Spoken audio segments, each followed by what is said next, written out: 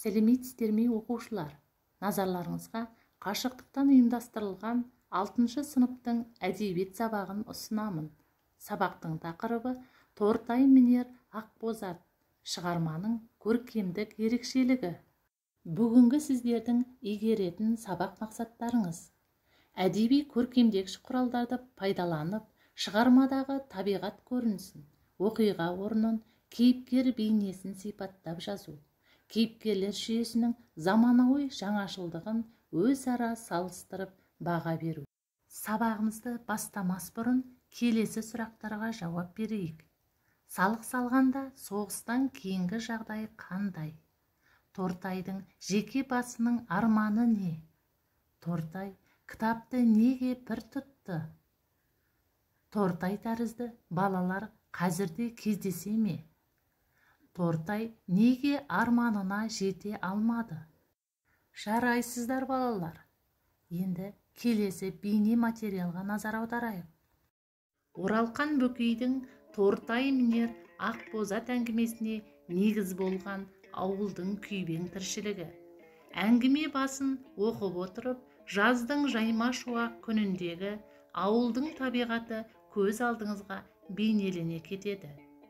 Шілде айындағы саф ауа, керемет табиғат көрінісі мен күндіз түні тыным таппайтын ауыл өмірі әдемі суреттелген. Қазақ ауылының қайнап жатқан тіршілігі, ара-арасында шырқалған ән, маздап жанған ошақ, жиналмайтын алтыбақан, тірлік пен думанның астасқан ортасы. Оралқан Бөкейдің туған жерді сипаттауында өзгешелік бар. Себебі оның шығармасында ауылы, туған жері, туған елі ерекше суреттеліп, онымен қоса өзінің тілдік тұлғасы көрініп отырады. Оның шығармасындағы табиғатты, пейзажды, соның ішінде заңғар, тау-тасты бейнеленгенін оқып, автордың өр тұлғасын, алыптылығын көруге болады.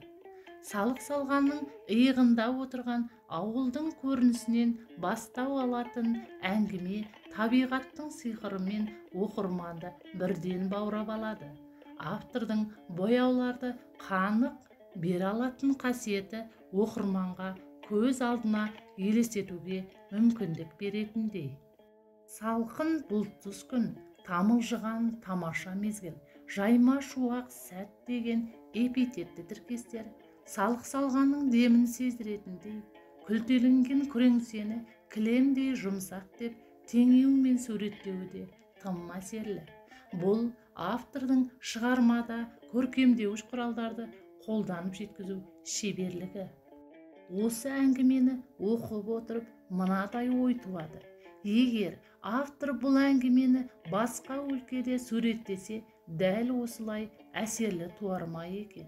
Жоқ, себебі осы суреттелген Моңғолияның бер жағындағы салық салғанның тау-тастары Тортайы мен Орашын өзге жерге қимас еді. Тортай өзінің жалғыздығы мен жетімдігін тек кітап оқығанда ғана сезінбейтінін де жасырмайды. Ол өмірге налып тағдырын сөкпейді.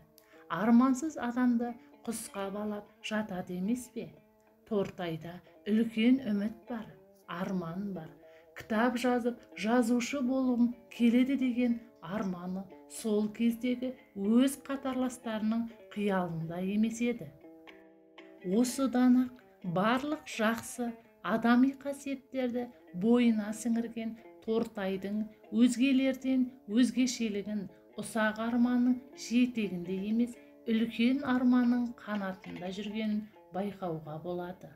Міне, Тортай мінер Ақбозат әңгімесіне негіз болған қарапайым қазақ ауылының тіршілігі осылай өтіп жатады. Шығарма бойынша жұмыс жасаймыз. Бірінші тапсырма: қос диаграмма әдісі арқылы орындаймыз. Әдеби көркемдегіш құралдарды пайдаланып, шығармадағы табиғат көрінісі мен оқиға орнын, кейіпкер бейнесін сипаттап жазу. Балалар, біз Тортай мінген Ақбозат әңгімесіне байланысты ұқсас қандай әңгіме өттік? Әрине, Сайын Мұратбековтің жусан иісі әңгімесіндегі аян тағдырының ұқсастығын байқаймыз. Олай болса, келесі тапсырманы орындайық. Салыстыру кесте әдісі бойынша шығармадағы кейіпкерлер жүйесін талдай отырып, заманауи жаңашылдығын өзара салыстырып баға беріңіз. Біз бүгін Тортай мінер Ақбозат шығармасының көркемдік ерекшелігімен танысып, әдеби көркемдегіш құралдарды пайдаланып, шығармадағы табиғат көрінісін, кейіпкер бейнесін сипаттап жаздық. Кейіпкерлер жүйесінің заманауи жаңашылдығын өзара салыстырып баға бердік. Бүгінгі сабақтан алған әсерлеріңізді телефон арқылы SMS хатын жазып қалдырыңыздар. Келесі сабақта сұралатын оқу тапсырмасы. Айналамызда Тортай сияқты балалар бар ма? Олардың әлеуметтік жағдайы қандай? Осы сұрақтарды негізге ала отырып, бүгінгі Тортайлар не істеп жүр деген тақырыпта хабарлама жазыңыздар.